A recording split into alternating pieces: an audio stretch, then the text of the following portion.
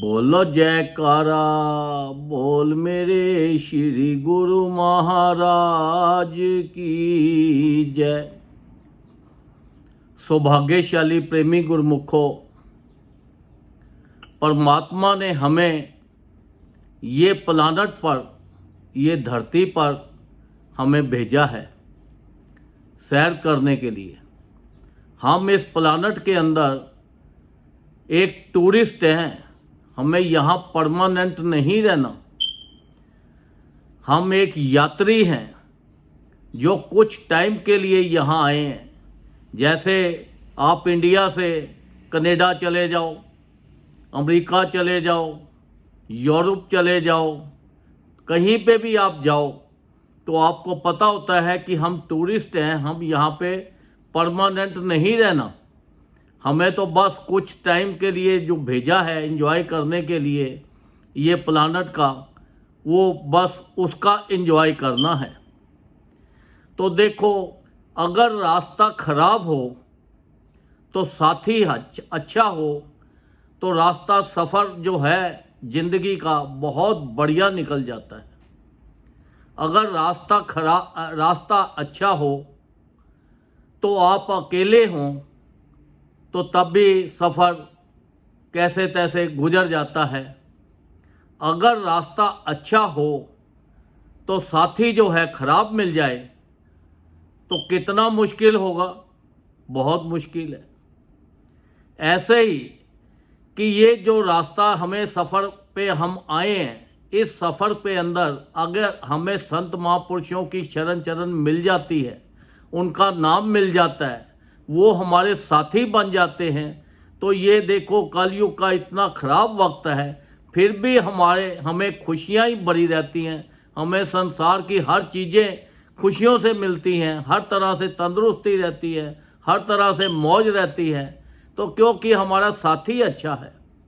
अगर रास्ता अच्छा है, अगर हमारे पास धन दौलत बहुत है, हर चीज़ है, प्रॉपर्टी है, दुनिया भर की हर चीज़ है, अगर उस परमात्मा का नाम नहीं है तो हमारा क्या हो गया?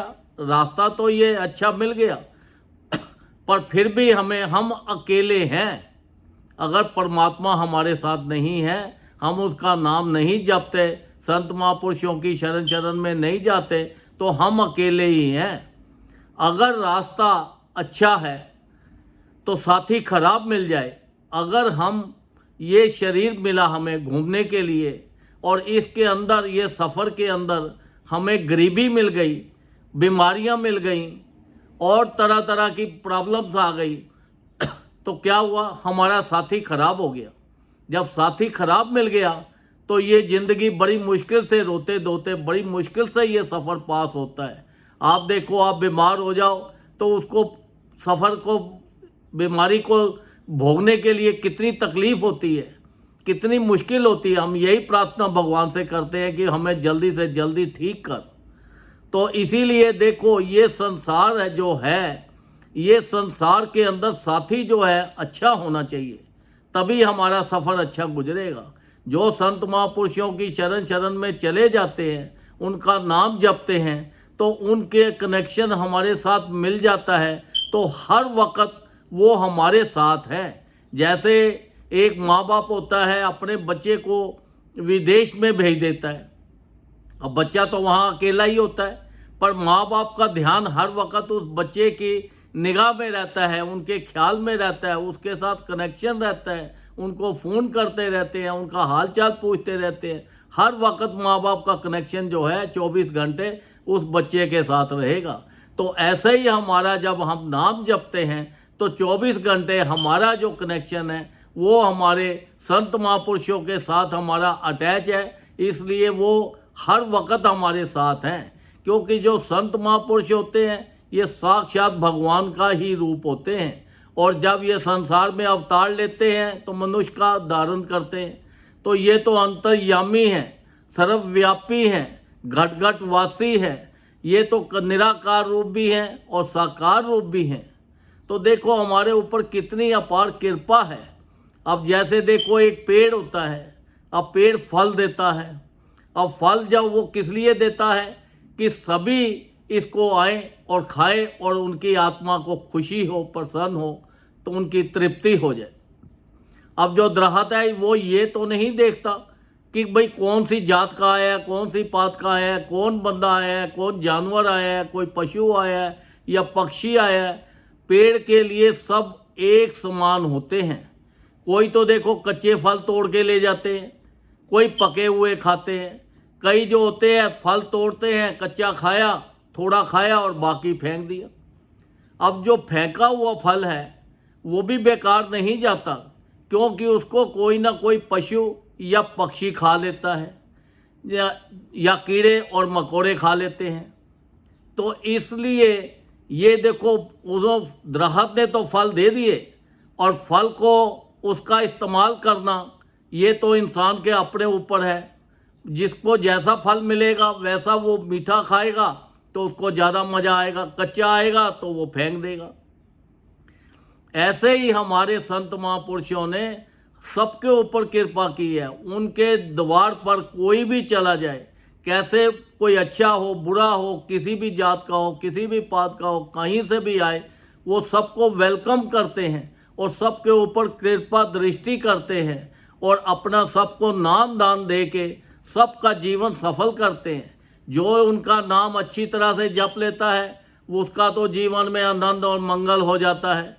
वो तो बस ये सब बीमारियों से, परेशानियों से, 84 लाख योनि से बच जाते हैं और जीवन सफल हो जाता है। जो नाम थोड़ा बहुत जपते हैं उनका भी गुजारा हो जाता है।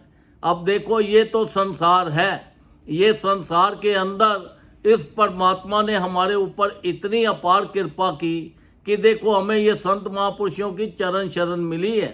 हमें ये संसार के अंदर, ये प्लानट के अंदर हम परमानेंट नहीं हैं, हम यहाँ के टूरिस्ट हैं, हम यहाँ के यात्री हैं, कुछ समय के लिए आए हैं और इसका जो है आनंद हमें पूरा ये प्लानट का लेना है। ऐसा ना हो कि हम यहाँ से दुख भोग के जाएं, ऐसा काम नहीं करना। सबके लिए अच्छा सोचो, अच्छा करो। देखो, हमारे तो श्री गुरु महाराज जी ने कितनी अपार कृपा की है कि 5 नियम बना दिए हैं। श्री आरती, पूजा, सत्संग, सेवा, सिमरन और ध्यान। जो श्रद्धा सहित करे निश्चय हो कल्याण। वो कहते हैं कि अगर आपने ये 5 नियमों का भी पालन कर लिया तो आपका जीवन जो है कल्याण हो जाएगा। आपके साथ हम हर वक्त आपके साथ हैं। आपको किसी चीज़ की कोई चिंता करने की ज़रूरत नहीं है। आप चिंता को छोड़ के आप चिंतन करो। जो हमने नाम दिया है, इस नाम को 24 घंटे उठते बैठते चलते फिरते कहीं पे भी हो, इस नाम को जपते रहो। ये संसार के जो काम हैं, ये जो रिश्तेदारियां हैं, ये जो रिश्ते बने हुए हैं, जो भी हैं, इन सबको पूरी रिस्पेक्ट के साथ निभाओ ताकि आपका संसार के अंदर अच्छे लोगों में नाम हो। ऐसा ना हो कि आप अपनी जो आपको रिश्ता मिला है, अगर बाप बने हो तो बाप का पूरा करो, अगर बेटे हो तो बेटे का पूरा रिश्ता निभाओ, अगर औरत हो तो उसका रिश्ता निभाओ, माँ बाप हो तो उसका करो। तो अपना जो भी तुम्हें यहाँ पर मिला है, रिश्ता मिला है ये संसार के अंदर, इसको पूरा निभाओ। जो कोई बिजनेस है तो उसको अच्छी तरह से करो ताकि हर चीज़ के अंदर आप उसका पूरा आनंद लो। जब आप उसकी तरफ पूरा ध्यान देंगे, पूरी अच्छी तरह करेंगे, तो फिर आप फेल नहीं हो सकते। वो कहते हैं जी कि काम नहीं मिलता। अब काम किनको नहीं मिलता? जो काम करना नहीं चाहते उनको काम नहीं मिलता। जो काम करने वाले हैं उनके पास तो काम की कमी नहीं है, उनको तो फुर्सत ही नहीं है।